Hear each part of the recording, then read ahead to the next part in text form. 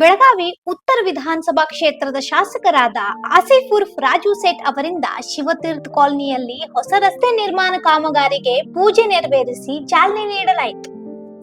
ಶಿವತೀರ್ಥ ಕಾಲನಿಯ ಮೂಲ ಸೌಕರ್ಯ ಅಭಿವೃದ್ಧಿಗೆ ಈಗಾಗಲೇ 70 ಲಕ್ಷ ರೂಪಾಯಿ ಅನುದಾನ ಮಂಜೂರಾಗಿದ್ದು, ಇದೀಗ ರಸ್ತೆ ನಿರ್ಮಾಣ ಕಾಮಗಾರಿಗಾಗಿ ಹೆಚ್ಚುವರಿಯಾಗಿ 40 ಲಕ್ಷ ರೂಪಾಯಿ ಅನುದಾನ ಒದಗಿಸಲಾಗಿದೆ.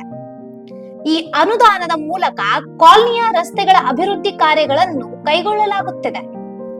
ಈ ಸಂದರ್ಭದಲ್ಲಿ ಮಾತನಾಡಿದ ಶಾಸಕ ಆಸಿಫ್ ಉರ್ಫ್ ರಾಜು ಸೇಠ್ ಅವರು ಕ್ಷೇತ್ರದ ಸಮಗ್ರ ಅಭಿವೃದ್ಧಿಗೆ ನಮ್ಮ ಬದ್ಧತೆಯನ್ನು ಪುನರ್ ಉಚ್ಚರಿಸಿದರು. ಉತ್ತಮ ರಸ್ತೆ, ಕುಡಿಯುವ ನೀರು, ಸ್ವಚ್ಛತೆ ಸೇರಿದಂತೆ ಮೂಲಭೂತ ಸೌಲಭ್ಯಗಳನ್ನು ಒದಗಿಸುವುದು ನಮ್ಮ ಆದ್ಯತೆಯಾಗಿತ್ತು. ಜನರ ಬೇಡಿಕೆಗಳಿಗೆ ಸ್ಪಂದಿಸಿ ಅಗತ್ಯ ಅನುದಾನವನ್ನು ತರಲಾಗುತ್ತದೆ ಎಂದು ಹೇಳಿದರು.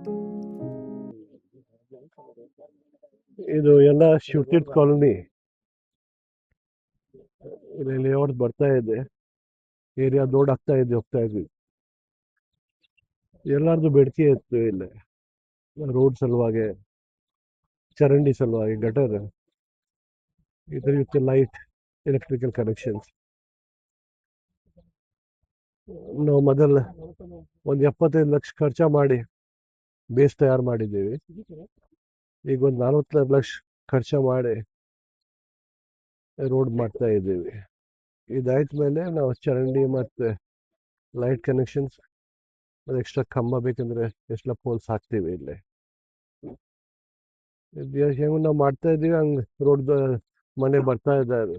ಒಳಗೆ ಏನೇನು ಅವಶ್ಯಕತೆ ಇದೆ ನಾವು ಇಲ್ಲಿ ಮಾಡ್ಕೊಡ್ತೀವಿ. ಸ್ಥಳೀಯ ನಿವಾಸಿಗಳು ರಸ್ತೆ ಕಾಮಗಾರಿಗಳ ಆರಂಭವನ್ನು ಸ್ವಾಗತಿಸಿ ಸಂತಸ ವ್ಯಕ್ತಪಡಿಸಿದ್ರು. ಹೊಸ ರಸ್ತೆಗಳ ನಿರ್ಮಾಣದಿಂದ ಸಂಚಾರ ವ್ಯವಸ್ಥೆ ಸುಧಾರಿಸುವುದರ ಜೊತೆಗೆ ಪ್ರದೇಶದ ಅಭಿವೃದ್ಧಿಗೂ ಉತ್ತೇಜನ ದೊರೆಯಲಿದೆ ಎಂದು ಅಭಿಪ್ರಾಯಪಟ್ಟರು.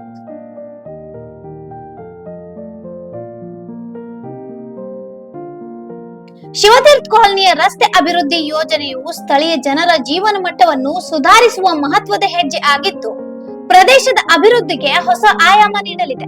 ಇಂತಹ ಇನ್ನೂ ಅಪ್ಡೇಟ್ಗಳಿಗಾಗಿ ಫಾಲೋ ಮಾಡಿ ವಾಯ್ಸ್ ಆಫ್ ವೆನುಗ್ರಾಮ್ಗೆ.